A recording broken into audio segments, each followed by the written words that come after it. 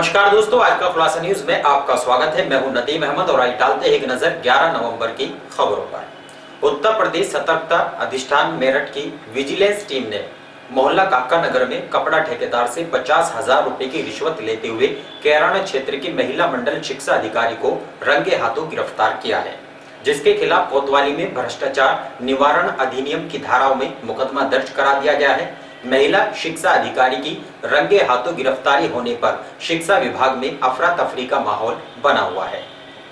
कैराना क्षेत्र के गांव तित्तरवाड़ा निवासी सतपाल रुहेला पुत्र सूरजमल सरकारी स्कूल में पहनी जाने वाली ड्रेस के कपड़ों का ठेकेदार है। सत्यपाल ने गत 7 नवंबर को उत्तर प्रदेश सतर्कता अधिष्ठान मेरठ के पुलिस अधीक्षक कुंवर अनुपम सिंह को शिकायत दर्ज करते हुए कैराना की मंडल शिक्षा अधिकारी द्वारा एक छात्र की ड्रेस के बदले 100 रुपए प्रति ड्रेस रिश्वत के रूप में मांगी जाने का आरोप लगाया था, जबकि छात्रों की 2 ड्रेस पर 400 रुपए व छात्राओं की 2 ड्रेस पर 440 रुपए दिए जाना तय हुआ था। पीड़ित के अनुसार मंडल शिक्षा अधिकारी ने ड्रेस के कपड़े की क्वालिटी कमजोर करने की बात को भी कहा था।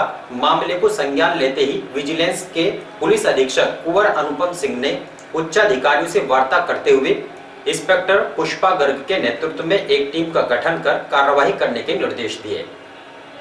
बुधवार को टीम शिकायतकर्ता सतपाल के साथ मंडल शिक्षा अधिकारी राजलक्ष्मी पांडे के काकानगर स्थित आवास पर पहुंची, जहां पर पहले से ही स्याही लगाकर सत्यपाल को 2-2 हजार रुपए के 50,000 रुपए की गड्डी शिक्षा अधिकारी को देने के लिए कहा गया।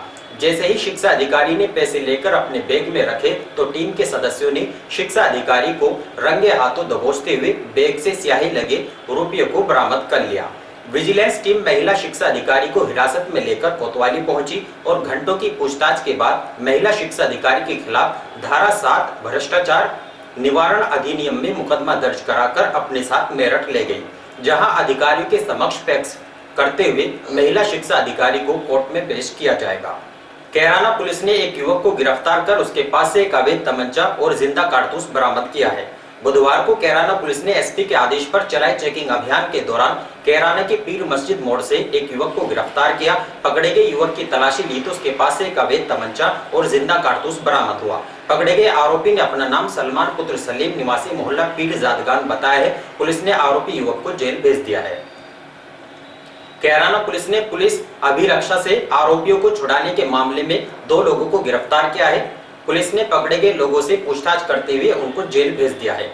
गत 13 अक्टूबर को हरियाणा के कुरुक्षेत्र के थाना शाहबाद में तैनात उप निरीक्षक रामेश्वर चोरी के मामले में आरोपी सोनू उर्फ कुर्बान पुत्र रहीसू निवासी गंगोहाल निवासी गांव छोटा रामडा थाना कैराना को लेकर छोटा रामडा गांव में दबिश डालने के लिए गई थी, जहां सोनू के घर के आसपास कुछ लोगों ने पुलिस से आरोपी को छुड़ा लिया था, जिसके संबंध में उप निरीक्षक ने कैराना पुलिस को तहरीर देकर मुकदमा दर्ज कराया था।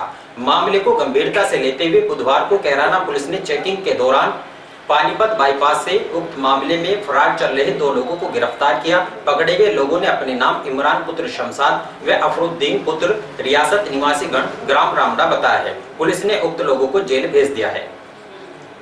रोशनी के पर्व दीपावली को लेकर बाजार गुलजार हो गए हैं। खरीदारी को बाजार में भीड़ लगी रही। धनतेरस, चतुर्दशी और दीपावली के लिए लोगों द्वारा जमकर खरीदारी की जा रही है। पूजा के सामान से लेकर पकवान तक की दुकानों पर खूब भीड़ है। बुधवार को भी बाजार में सुबह से ही लोगों की भीड़ लगनी शुरू हो गई थी, जिससे शहर के कई स्थान जाम की स्थिति में बने रहे। रोजाना ही दीपावली पर्व को लेकर बाजारों में लोग खरीदारी करने के लिए पहुंच रहे हैं। कोरोना काल के चलते मास्क आदि व शारीरिक दूरी का भी पालन किया जा रहा है। मुख्य बाजारों के साथ ही गली मोहल्ले में भी दुकानें सजनी शुरू हो गई हैं। उपहार और मिठाइयों के आदान प्रदान का सिलसिला शुरू हो चुका है। सबसे पहले धनतेरस है और इसी के साथ 5 दिवसीय दीपोत्सव की शुरुआत हो जाती है। धनतेरस की खरीदारी के लिए शुभ माना जाता है और ऐसे में बाजारों में तैयारियां पूरी हो चुकी है। लक्ष्मी पूजन की पूरी किट भी बाजार में उपलब्ध है। इसमें लक्ष्मी गणेश की प्रतिमा के साथ पूजन में इस्तेमाल होने वाली सामग्री उपलब्ध है। इसकी कीमत 150 रुपए से लेकर 1000 रुपए तक है। घरों को सजाने के लिए बाजार में एक से बढ़कर एक आकर्षक कंडील भी सजे हैं, जिसमें कागज और मोतियों से बने कंडील लोगों को खूब लुभा रहे हैं। जो बाजार को गुजरता है उसकी आंख इन कंडीलों पर टिक जाती है। पैराशूट कैंडल भी खूब डिमांड पर है। फूलों की गिलास, कटोरी, दिए के रूप में रंग बिरंगी मोमबत्तियां लोगों का ध्यान अपनी ओर आकर्षित कर रही हैं। चॉकलेट, वलीना, गुलाब आदि फ्लेवर में मोमबत्तियां बिक रही हैं। हर कोई दीपावली की खरीदारी में मशगूल है। बाजारों में जमकर खरीदारी की जा रही है।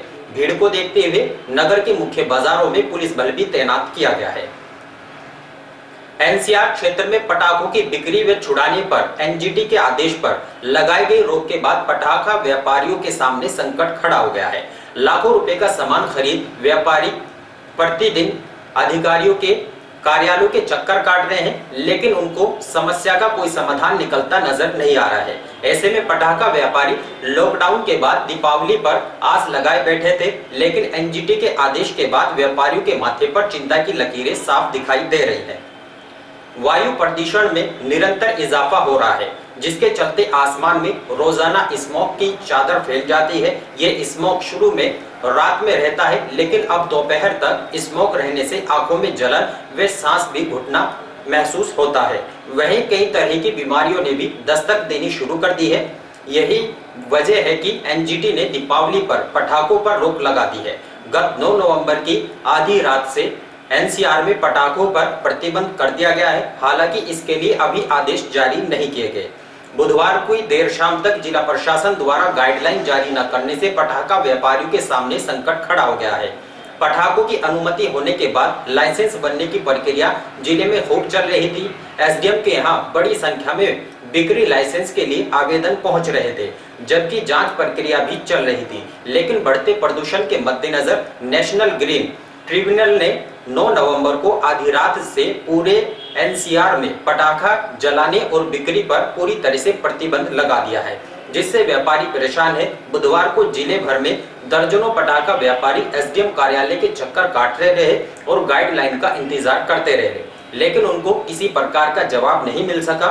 व्यापारियों का कहना है कि उन्होंने लाइसेंस के लिए आवेदन किया था, जिसकी प्रक्रिया शुरू हो गई थी, जिसके बाद उन्होंने लाखों रुपए के पटाखे खरीद लिए और अब उनको परमिशन भी नहीं मिल पा रही है, जिससे उनके सामने संकट खड़ा हो गया है। यदि उनको पटाखे बेचने की अनुमति नहीं मिलती तो उनके लाखों रुपए का नुकसान होगा और वे अभी तक लॉकडाउन से नहीं उभर पाए, जिसकी भरपाई भी नहीं हो पाई है और अब कर्ज लेकर आर्थिक मंदी से उभरने की आस थी, जो पूरी होती नजर नहीं आ रही है। उन्होंने जनप्रतिनिधियों के सामने भी समस्या का समाधान कराए जाने की मांग की है।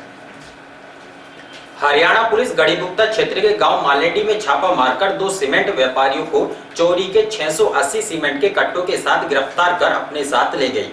इस दौरान उक्त व्यापारियों को छुड़ाने के लिए गढ़ीपुक्ता थाने में नेताओं का जमावड़ा भी लगा रहा, लेकिन हरियाणा पुलिस बिना किसी लोभ लालच के व्यापारियों को अपने साथ ले गई। दरअसल गढ़ीपुक्ता क्षेत्र के गांव मालेडी निवासी एक ट्रक ड्राइवर प्रदीप कुमार करनाल निवासी सुमेर सिंह के यहाँ ट्रक चलाता है। बताया जाता है गत 8 नवंबर की रात्रि प्रदीप पानीपत स्थित अल्ट्राटेक सीमेंट की कंपनी से 680 सीमेंट के कट्टे लोड कर हरियाणा के कैथल के लिए चला था, जहां वे बीच रास्ते में ही गायब हो गया। मामले की सूचना पानीपत के सेक्टर 29 थाना पुलिस को दी गई तो पुलिस ने सर्विलांस के माध्यम से प्रदीप कुमार को दबोच लिया।